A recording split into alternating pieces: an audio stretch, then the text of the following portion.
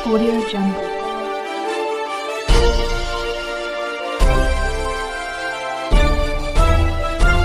Audio Jungle. शेरेर slum cell, साथ में बीजेपी पदाधिकारी अनुज कुमार स्लम सेल महासचिव वसई विरार व जयप्रकाश पांडे स्लम सेल जिला सचिव वसई विरार, वरिष्ठ बीजेपी नेता पवन पांडे और अन्य कार्यकर्ता मौजूद थे। धर्मेंद्र राधेश्याम मिश्रा, जिन्होंने नयगाम में रखी बीजेपी की नींव काफी संघर्षों बाद आज बीजेपी का ही बोलबाला है। उन्होंने हमारे चैनल के साथ की खास बातचीत और वर्तमान बीजेपी प्रत्याशी स्नेहा पंडित दुबे के लिए लोगों से मांगे वोट।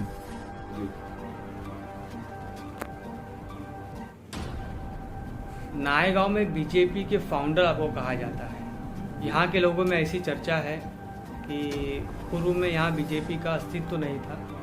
दूर दूर तक लोग बीजेपी को नहीं जानते थे। हालांकि बीजेपी एक नेशनल पार्टी है, किंतु वो नायगांव में नहीं थी। उस समय आपने बीजेपी को यहाँ लाने के लिए काफ़ी संघर्ष किए रहेंगे, तो थोड़े से सारांश में उसका मैं उल्लेख कीजिए।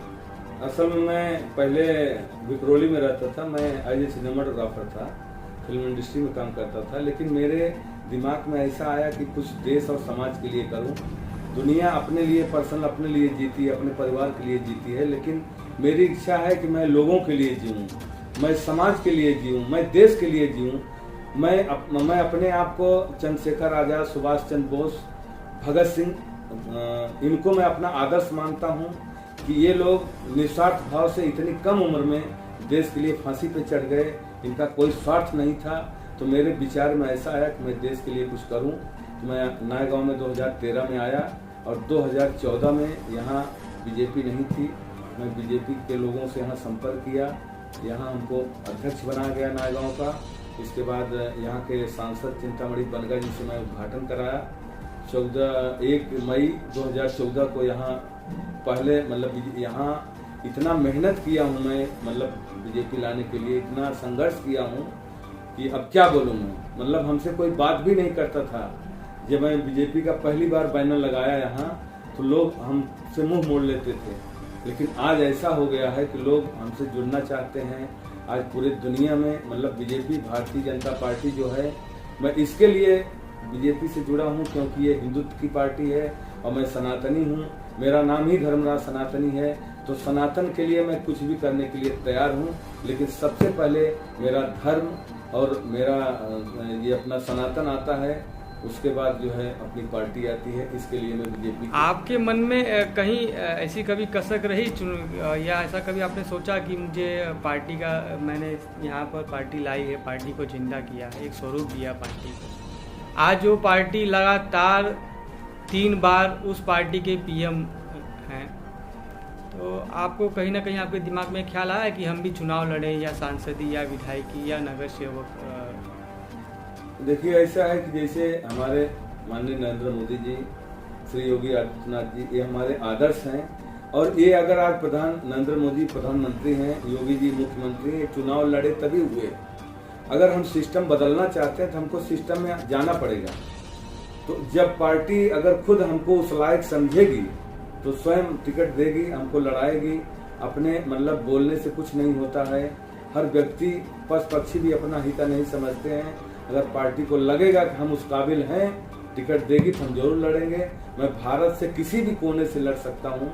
ऐसा नहीं कि मैं जहाँ रहता हूँ वहीं से लड़ सकता हूँ। जैसा कि यहाँ के लोगों का कहना है, और यहाँ हमने और भी जानकारी निकाली थी तो पता चला था, तो आपने इस पार्टी का जहाँ पर अस्तित्व नहीं था, भले वो आज पार्टी नेशनल और इंटरनेशनल लेवल पर पहुँच चुकी है, विदेशों में भी भारतीय जनता पार्टी को आज लोग जान रहे हैं, सम्मान कर रहे हैं, तो ऐसी पार्टी को आपने नायगांव जैसे क्षेत्र में आपने उसका प्रचार प्रसार किया, जिंदा किया उसे, और आपको तो प्रथम टिकट के दावेदार आप ही होने चाहते थे।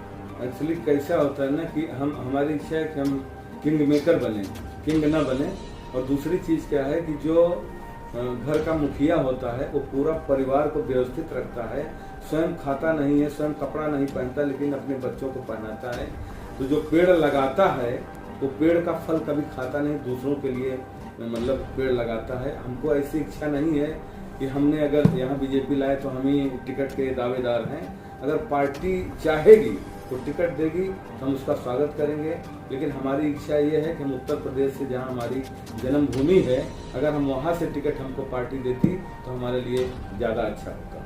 वर्तमान में पार्टी ने जिन्हें टिकट दिया है, आज उन्होंने पर्चा भी भरा है और आपने उनको समर्थन दिया है, तो क्या लगता है आपको कि आपके कार्यकर्ताओं में इसको लेकर जो नाराजगी है, आपको टिकट ना देकर किसी और को टिकट देना, तो क्या आपको लगता है कि आपके कार्यकर्ता उनके साथ खड़े रहेंगे जिस तरह आप खड़े रहेंगे? एक्चुअली क्या होता है, भारतीय जनता पार्टी में जब टिकट मिल जाता है तो मतलब सब नाराजगी खत्म हो जाती है और जिसको टिकट मिलता है सब कार्यकर्ता काम करते हैं, उसको जिताते हैं। ये भारतीय जनता पार्टी की विशेषता है। जब तक टिकट नहीं मिला था तब तक ये सब चर्चाएं होती हैं। टिकट मिलने के बाद हमारा एक ही निशान है, वो है कमल। सर, एक आखिरी सवाल, हमारे चैनल के माध्यम से आप अपनी जनता को, जो समर्थक हैं आपके, उनको कुछ संदेश देना चाहते हैं? मेरा संदेश यही है कि मैं आप लोगों का सेवक हूँ, चौकीदार हूँ।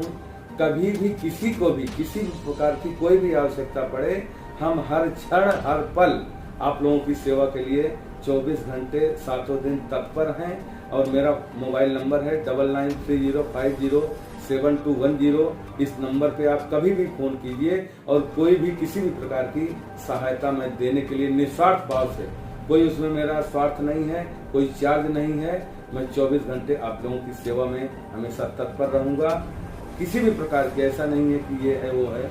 जो भी सेवा लेना चाहते हैं हमको फोन कीजिए, मैं तुरंत आप लोगों की सेवा में उपस्थित रहूंगा। तुरंत आप लोगों की सेवा में उपस्थित रहूंगा। जय श्री राम। वसई विधानसभा 133 अभी जो है स्नेहा प्रेमनाथ दुबे जी को टिकट मिला है और सभी कार्यकर्ताओं से अभिनंदन है, विनती है हाथ जोड़ के कि स्नेहा जी को अपना पूरा मत, पूरा रिश्तेदार, दोस्त यार सबका मत डलवाइए और स्नेहा जी को भारी मतों से विजयी बनाइए। यही मेरा आप लोगों से अनुरोध और निवेदन है।